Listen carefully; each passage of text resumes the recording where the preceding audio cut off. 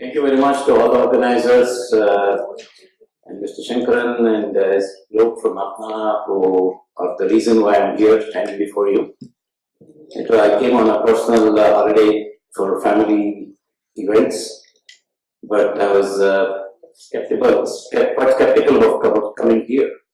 But it was a great pleasure to see the enthusiasm and like I was telling Vijayan, this is a very useful subject and very vital subject, so that's why I was so much interested in preparing this presentation.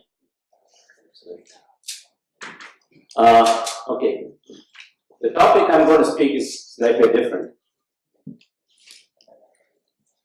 Components are the key to scalability. If you look at the title here, visibility, credibility, scalability. Everybody's talking about scalability. When I was in college years and years ago, I talked about the same subject in my article for the magazine for the college, which was way back, I guess 40 years back. Still valid today. I'm astonished, absolutely astonished. Having had the extraordinary opportunity, I think it's my good fortune to work in my dream place in Silicon Valley. That was my dream, to go and work there. It was quite interesting. I'll share this first experience of my first job. After graduating in mechanical engineering in Bangalore, UVC, I got my first job in microwash, which is today the wash.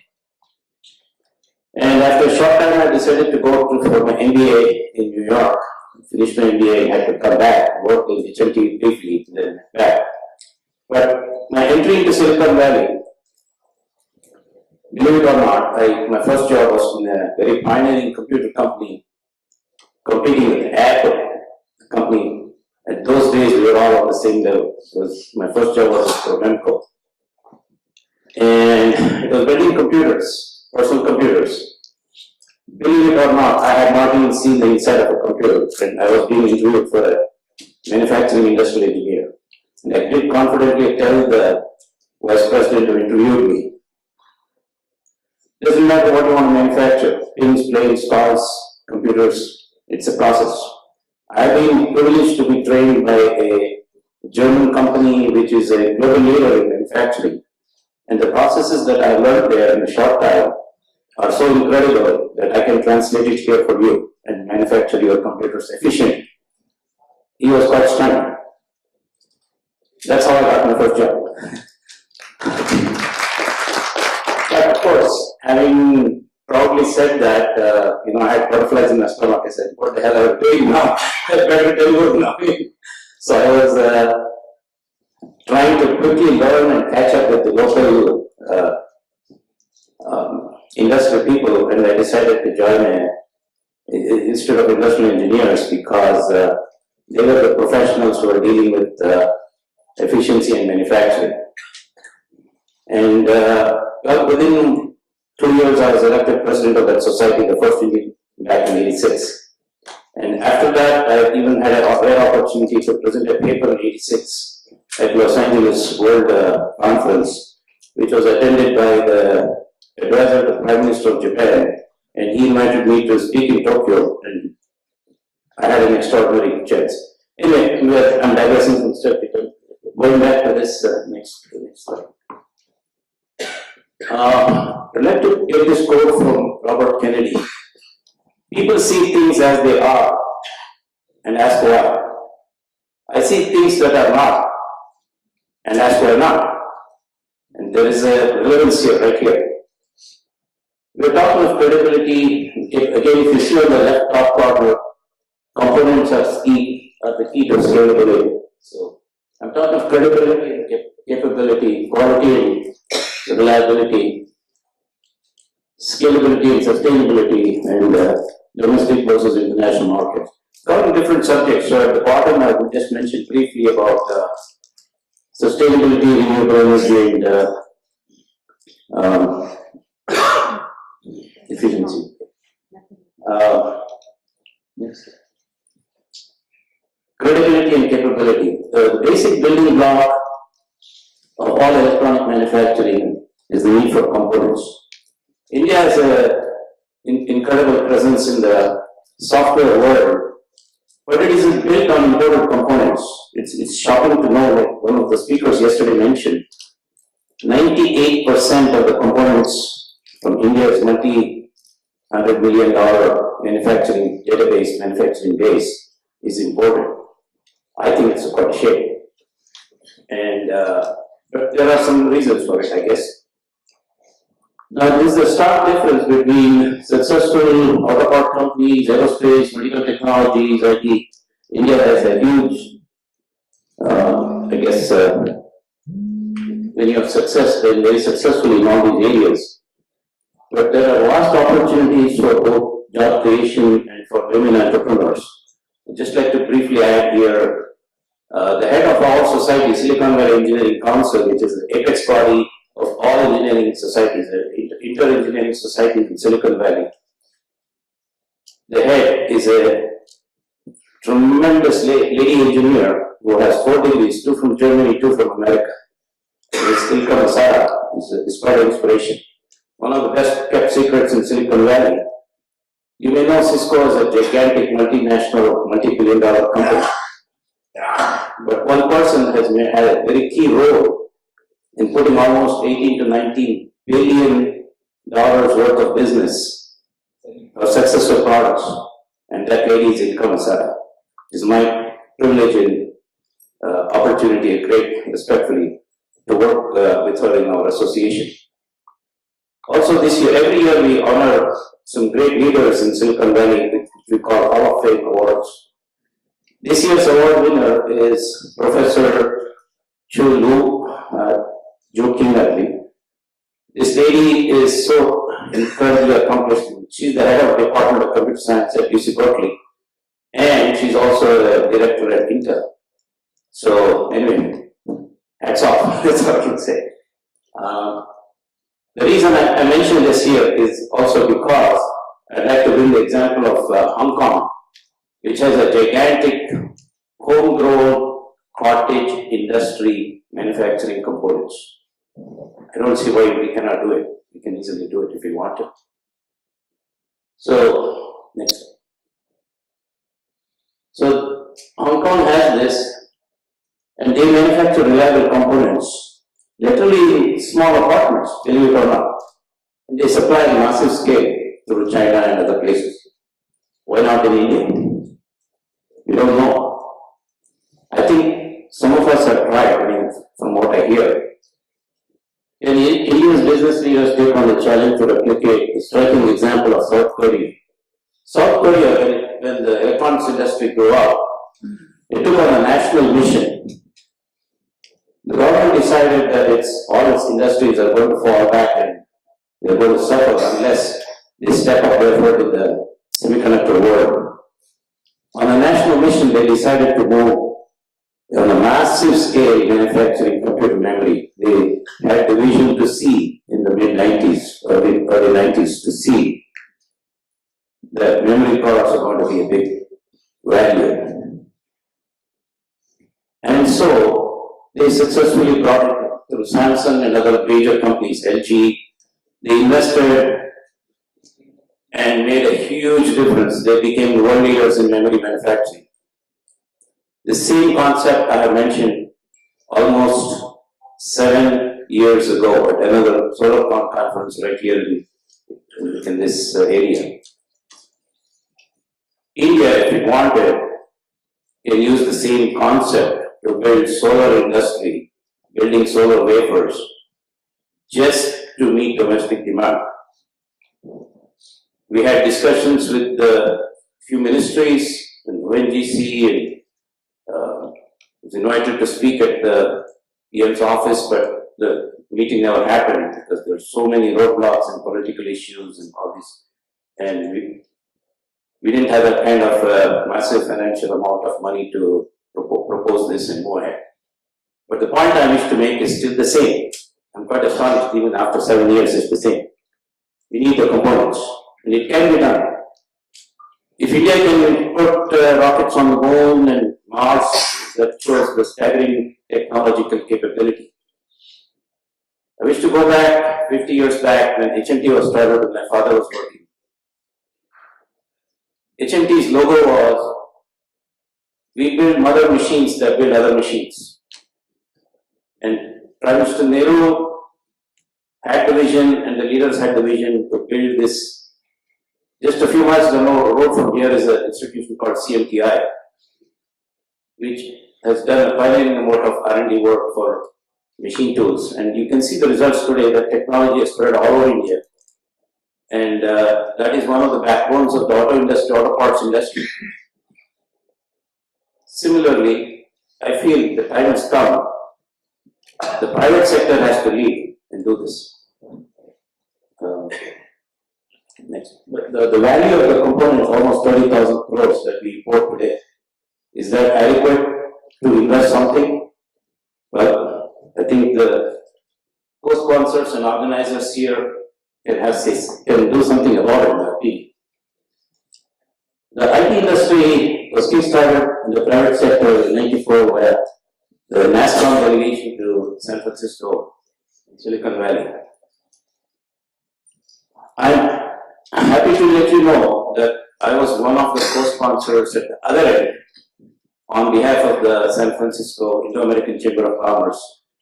We received a delegation, we promoted it. And also in Silicon Valley, where I was formed.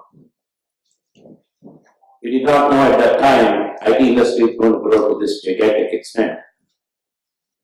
Looking back, I'm quite proud I had an opportunity to be there when this happened and made my tiny contribution.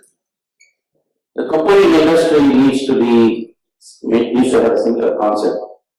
Again, for those of you who are not aware of it, the government had nothing to do with NASCOM. This is all a private sector effort. That's what I've been told by many of the NASCOM people, leaders of the delegation whom I met.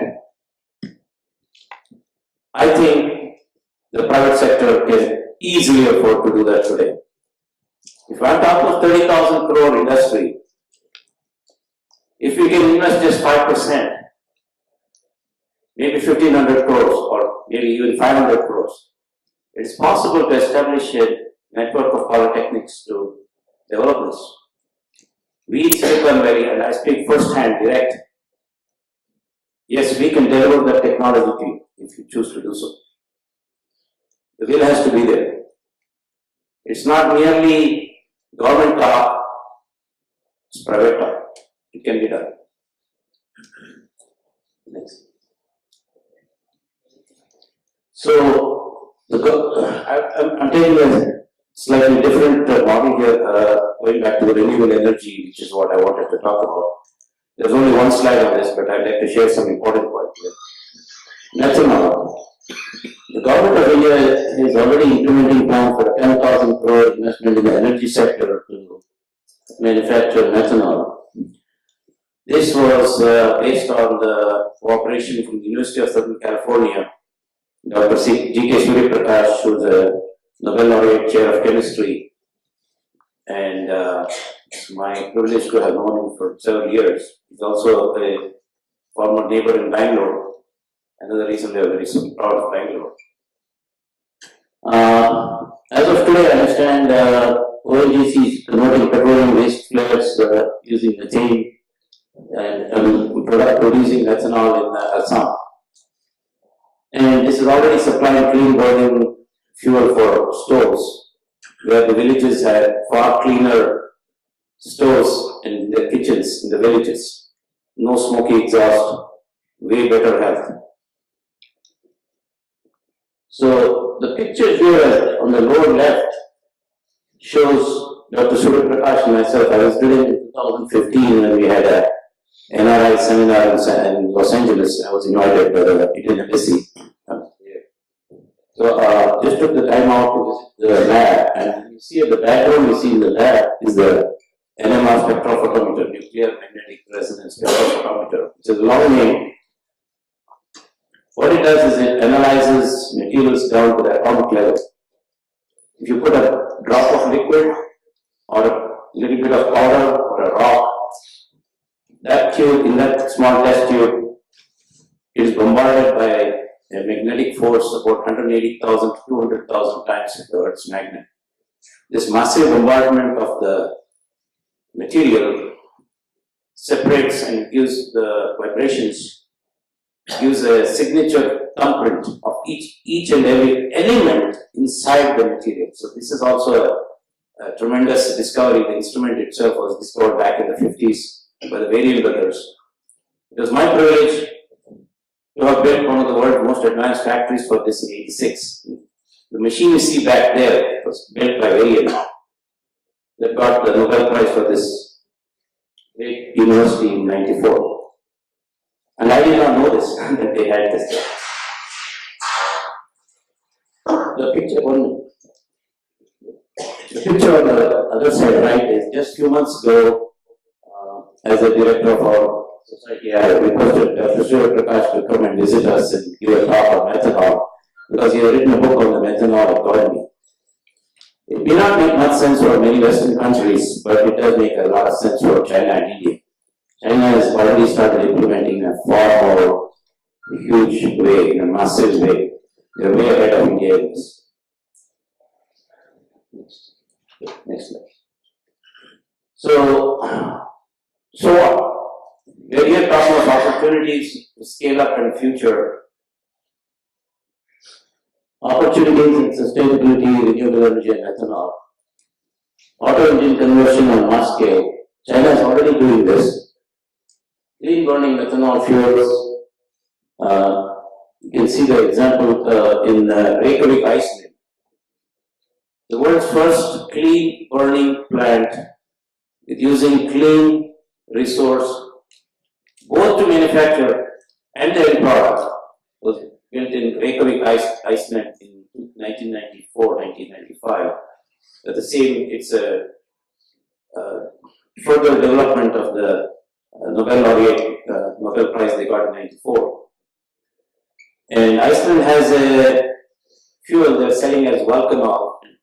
Buses and cars are running there with this fuel. The world's number one commercially scaled solution happens to be China. China is so far ahead.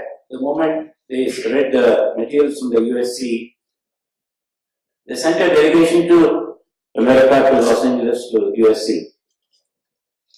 They met Professor Surya Prakash and they said, here's $1 million, come and do this in China. How much money more do you need? We will give you. That is the kind of forward-thinking government they have in China. And when Surya Prakash was telling me, it is such an irony that the company that was chosen to build the first set of plants in China was actually a local company in India, Larsen & Toubro, Swedish company.